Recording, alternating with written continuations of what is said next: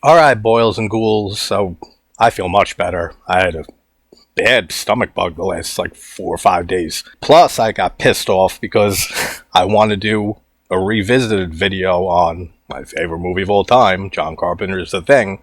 And I recorded almost a half hour the other day while feeling like shit, and then it just stopped, froze, and I lost the file. So that'll come sometime soon. Saw 10 came out the other day, and I got to watch it twice just so I can be real fresh on the details. And I also had to watch a scene from Saw 6. So, as a huge Saw fan, as some of you know, like it's one of my favorite horror franchises, the traps have always been a bonus. The thing that drew me in with the Saw franchise was the soap opera, convoluted, but it all fits together almost perfectly story that runs through the first 7 films especially.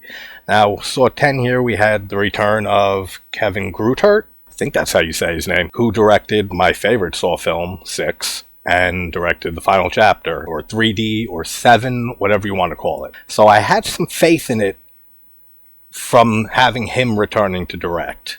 But then we have the writers from Spiral and Jigsaw, which I do not love those movies. They went up a little bit on the last rewatches, but still, that kind of had me split between having Grutert return as director, but then having the same writers. And pretty much the biggest concern that I had, since, like I said, the story and the continuity and attention to detail in the series is fantastic, especially the first 7 movies. If you watch them back to back to back to back, it all fits together, like somehow, but it does. So I was really concerned when I saw the trailer for this, because I usually do not watch trailers, but I couldn't contain my excitement for another Saw movie. And then I saw the trailer, and I learned that it was set between the first 2 films, and he would be going to Mexico for this experimental treatment, and it wouldn't turn out saving his life at all. It would be a total scam, and he takes his revenge on these people. Now, this is why I had to check Saw 6, a scene from there with the flashback when Eastman is talking with John Kramer, because the first thing that popped to mind when I saw the trailer and found out the premise was, okay, is it going to make sense continuity-wise with that flashback in Saw 6? I had to re-go and watch that scene the other night just to confirm it. Before I get into spoilers, it's not going to be much spoilers, but I enjoyed this movie. Like, I think this is a good entry in the Saw franchise. But there's definitely a decent amount of things that did not work for me. One being the fact that even though this is John Kramer's film, like, he's in this more than the entire series. This is his movie, and Tobin Bell does fantastic. Like, he does a great job here.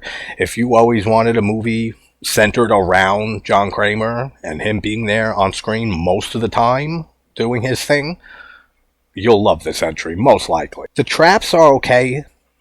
They're not great, but it does make sense, and this is where they messed up with Jigsaw being partially a prequel.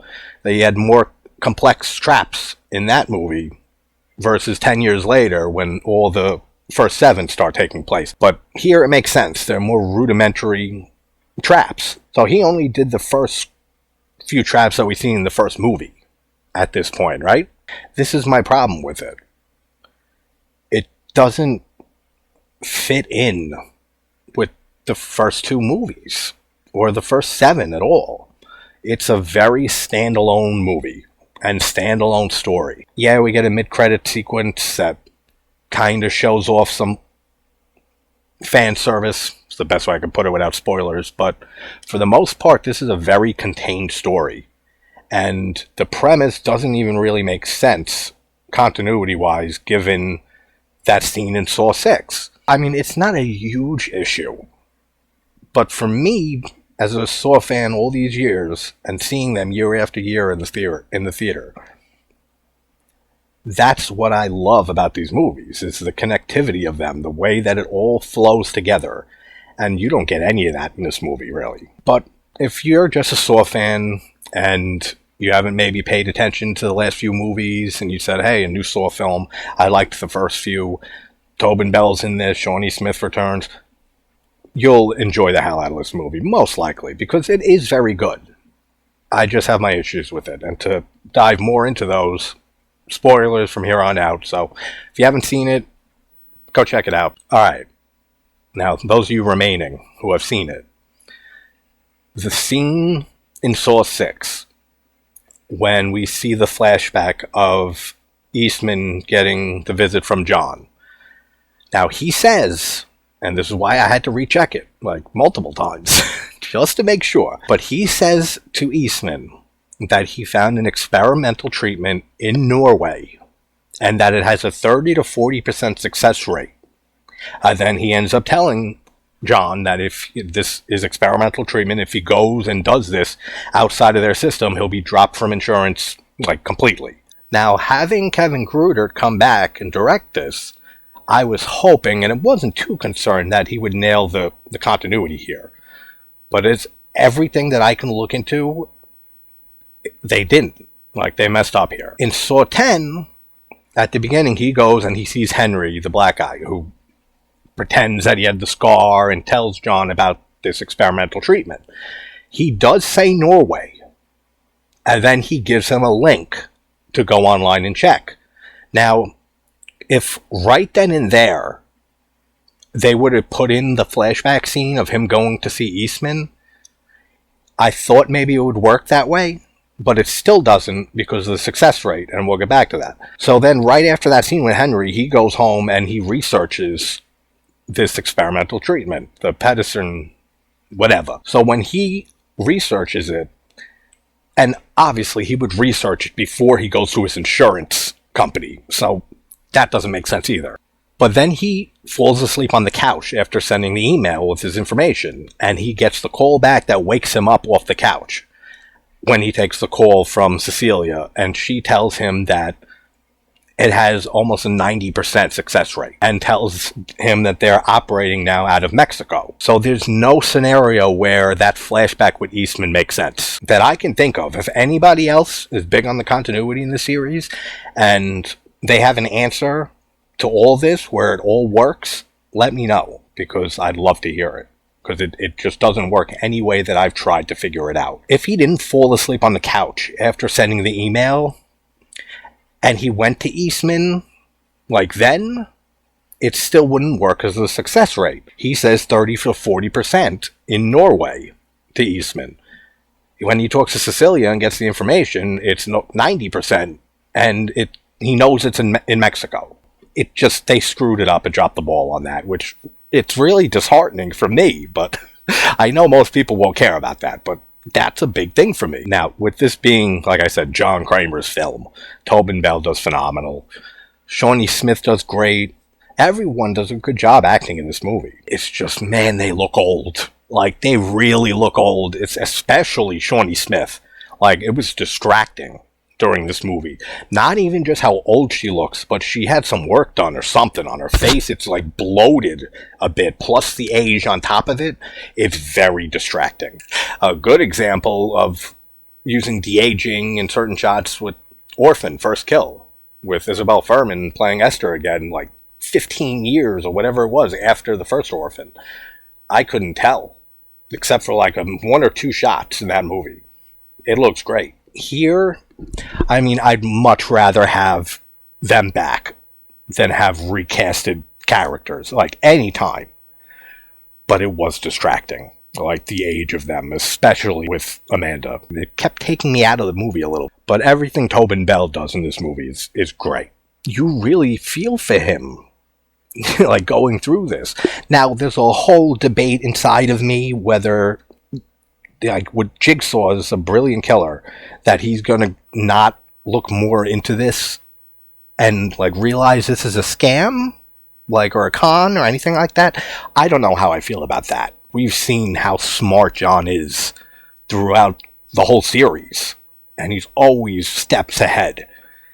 I get it, he has hope, like, that's pretty much what lit him up, seeing this guy that he knew pretending to show him a scar and say that he's alive. until later on when we find out he was part of it too. So I get that he has hope, and that would blind you to logic. But still, it seems like John Kramer would not be dumb enough. This is why you don't get any type of medical treatment in Mexico. Come on, man, really? And I have friends in Mexico that I like very much. They're either watching this and now they're mad, or they're shaking their head laughing saying, he's right. But come on, you never get experimental surgery in Mexico. But I did like the whole way, once you suspend that disbelief, with him really looking broken after he gets this fake surgery done, and then he comes back to give the gift to Gabriella, and then he notices the place is cleared out, and that it was a computer screen playing just a video of a brain being worked on, and all of that is great, and you really feel his pain and you feel his anger. And this is another place it doesn't fully work for me. Because they're trying to make you sympathize with John here, like more than usual in this movie than in anything else, they had to make Cecilia especially like seem more evil and terrible than John. And some of it just doesn't work. The whole intestine scene to use as rope and shit, that's so stupid. Are you serious? The surgeon, her trap was kind of cool. When she has to saw off her leg and stuff before her head gets sawn off and she doesn't survive. Gabriella's was kind of she had to break her wrist and her foot to get out of the chains. And Amanda, all of Amanda's stuff with her, that she's hesitant, like she just started like working with John recently, so she hasn't seen this work, according to John's philosophy.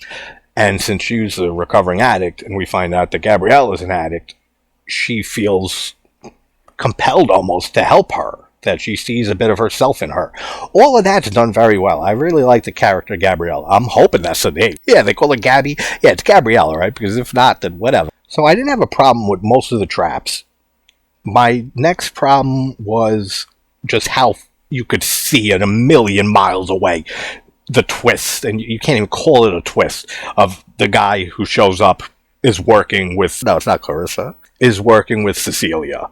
Like, it's so obvious, it's so telegraphed. That's why when it turns out kind of trying to be a reveal, you kind of just roll your eyes, like, yeah, we saw this coming. The whole stuff when they turn the tables on John and Amanda and lock them in chains and put John in the trap, I didn't care for that much either. Like, when the kid came, that's kind of cool, because you have that cute little scene with John and him saying, how do you say pull in Spanish and stuff, so it calls back to that. But that whole last act of the movie kind of fell off for me. And then there's the mid-credit scene, which I didn't even know there was, because I didn't have it on my copy the first time I watched it, so I had to seek it out online. And Henry's tied up in the bathroom from the first Saw with a trap going rigged to him, and we see Agent Hoffman, who's fucking old as hell too, man. And he says you can't fuck with John Kramer, and good stuff. So I mean, they leave it open, obviously, that they can go somewhere else after this. I just wish the writing was a little better. It reminds me of the last two movies, how they're too standalone. They don't connect to the original 7 films. And that's a big issue for me, as I've said. Like, I know it's not for many people, but I know other people, like other YouTubers, friends of mine, horror fans, who that's a big thing for them. It is. So, finding out and looking into it, unless there is a way it works, like I said, let me know. I don't know, man. The whole continuity error that they messed up, linking this to the rest of it, that takes a lot away from me. Everything else, besides Cecilia's character being way over the top and some stupid shit that I've mentioned, I think it was very enjoyable. I like this a lot more than Spiral, a decent amount more than Jigsaw. It's probably right around Saw 5, at like the lowest of this original 7. That's probably where I'd rank it. But who knows, maybe it'll grow over time, but I watched it twice already. I'm pretty set in stone with how I feel about it, but who knows? Let's see what we get in the future from the Saw franchise. That is Saw 10. If you haven't seen it and watched the rest of this, I don't know, man, you spoiled the shit. Wherever you guys are from, hoping you're having a good morning, afternoon, or night, and I will talk to you soon. Take care, guys.